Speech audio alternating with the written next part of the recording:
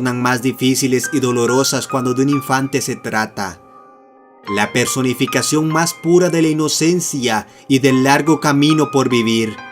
Son por mucho las pérdidas más lamentables a las que nos podamos enfrentar.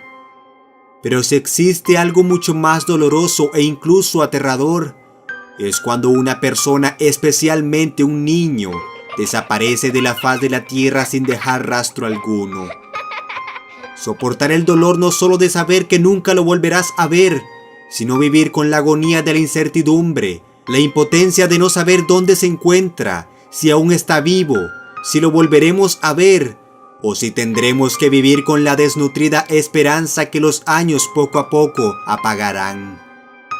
Desgraciadamente en el mundo ocurren desapariciones infantiles por montones, algunas con finales felices, unas condenadas a la tragedia y otras aún más horribles, casos que quedaron abiertos al misterio para siempre.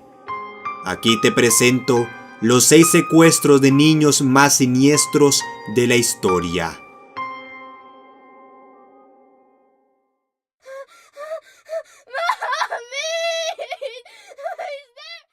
La gris historia que da como apertura a este top sucedió en el país de Chile durante el año 2012. Isabel mantuvo por años una relación de pareja con Abel Nigo Carlo Ponce, de donde nació Ángel José Carlo Ponce. El niño de 4 años hasta la fecha en que fue visto por última vez era muy querido por ambos a pesar de la separación. La madre afirma incluso que gozaba de la total confianza de Abel y que él salía de paseo con el pequeño Ángel muy a menudo. Ángel y su madre vivían una vida tranquila y apacible, hasta aquel negro 2 de diciembre que les destruiría la vida para siempre. El padre recogió al niño para pasar el día con él. La madre incluso mantuvo contacto con Abel en varias ocasiones durante el día, hasta las 23 horas para comunicarle que era muy tarde y que regresarían al día siguiente. Esa sería la última vez que tendría contacto con el padre y el niño. Desde hace 3 años, su madre, toda su familia y los organismos de investigación lo han buscado incansablemente sin fruto alguno.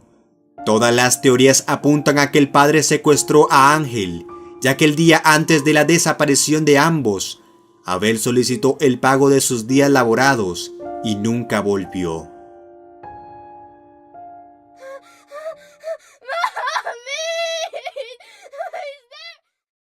En septiembre de 1984, la señorita Norrell Sanders recibiría la visita que le cambiaría la vida para siempre. Su novio Odell Shepard llegó a pasar el tiempo con ella y con su hija Deborah Sanders. Cuando la pareja entró en una lucha violenta, Odell arrebató a Deborah de los brazos de su madre y huyó de la escena. Semanas más tarde, Odell telefonó a Norrell y ofreció devolverle a Deborah a cambio de $2,000, suma que estaba totalmente fuera del alcance de la desesperada madre. Odell llevó a Deborah al funeral de un familiar en Memphis. Ese sería el último avistamiento confirmado de la pequeña. Un año más tarde, Odell finalmente fue localizado y detenido, pero Deborah no estaba por ningún lado. Mientras duró el encarcelamiento de Odell, este continuamente se negó a revelar lo que le había sucedido a Deborah. Odell pasó 10 años en prisión hasta su posterior liberación en 1998, meses después de que Norrell, la madre de la niña, muriera de un derrame cerebral. A día de hoy el hombre nunca quiso revelar el paradero de la niña y todavía no hay respuesta sobre el paradero de Deborah Sanders.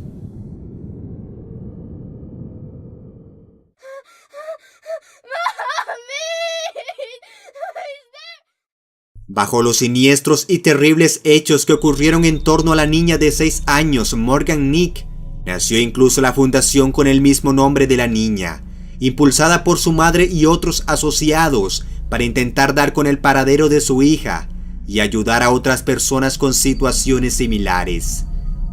Este caso fue muy popularizado por el estado de Arkansas, por el hecho de que además de ser un secuestro sin resolver hasta la fecha, ocurrió en pleno partido de béisbol de las ligas infantiles y ante la mirada de decenas de personas. La niña asistía al juego con su madre y se había unido a algunos amigos para atrapar luciérnagas. Morgan fue vista por última vez de pie cerca del coche de su madre, mientras se sacaba la arena de uno de sus zapatos a eso de las 10:45 p.m. Segundos después, la niña desapareció de la vista de todos para nunca volverse a saber de ella. Numerosos testigos afirmaron observar a un extraño hombre mirarla fijamente mientras jugaba con los niños. Una investigación masiva se ha llevado durante años y muchas personas han aportado donaciones, pero a más de 20 años, todavía no hay indicios sobre el paradero de Morgan Nick o su secuestrador.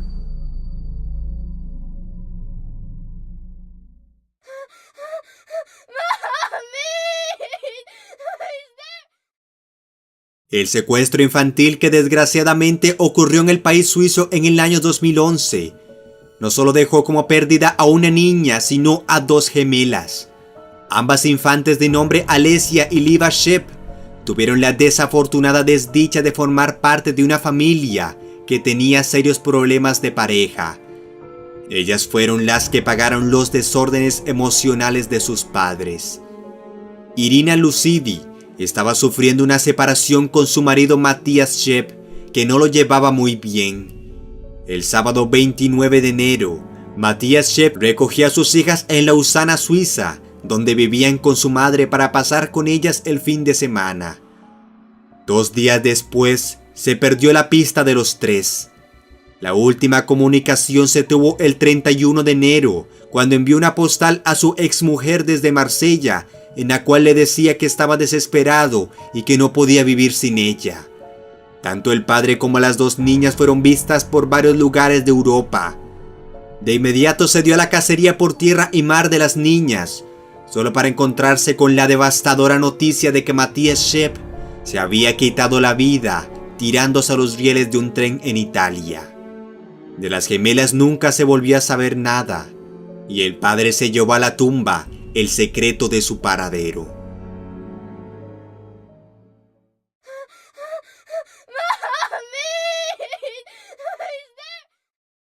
Este caso es por lejos una de las más impresionantes desapariciones de niños de España, pero también de todo el mundo. Aparte de que nunca se volvió a saber nada de él, el caso fue de inicio a fin un completo misterio que hasta el día de hoy muchas preguntas siguen atragantadas en la voz de muchos ciudadanos malagueños. El niño que por desgracia fue el protagonista de este inexplicable caso fue David, de 13 años de edad.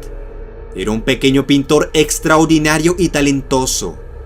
Aquel lunes 6 de abril de 1987 era un día especial para David Guerrero, pues acudía con gran ilusión a una entrevista en la Galería de Arte La Moisson, donde además una de sus pinturas iba a ser exhibida por primera vez.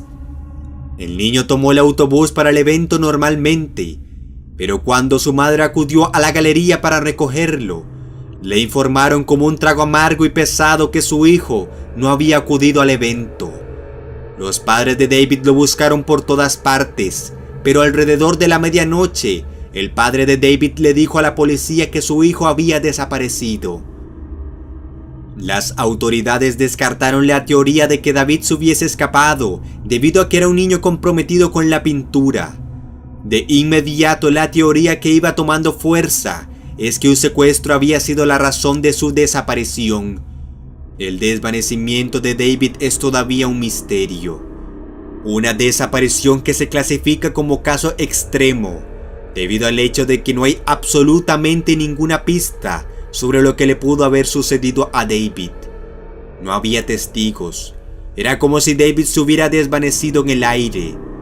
Casi 3 décadas después, la incertidumbre aún embarga a la familia y al pueblo de Málaga, y el caso se le recuerda hoy como el niño pintor de Málaga.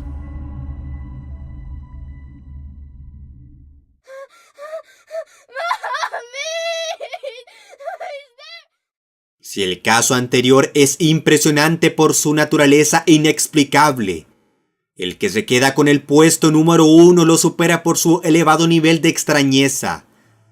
Muchos testigos del macabro suceso la asocian incluso a eventos sobrenaturales. El 26 de junio de 1986 fue una fecha teñida de tragedia para España, curiosamente en el mismo país del caso del niño pintor y un año antes. Ese día tuvo lugar el fatal accidente de una cisterna que transportaba ácido sulfúrico, que tiempo después sería recordado como el accidente de Somosierra. El experimentado camionero de nombre Andrés Martínez, en compañía de su esposa Carmen Gómez, emprendió el descenso del puerto de Somosierra,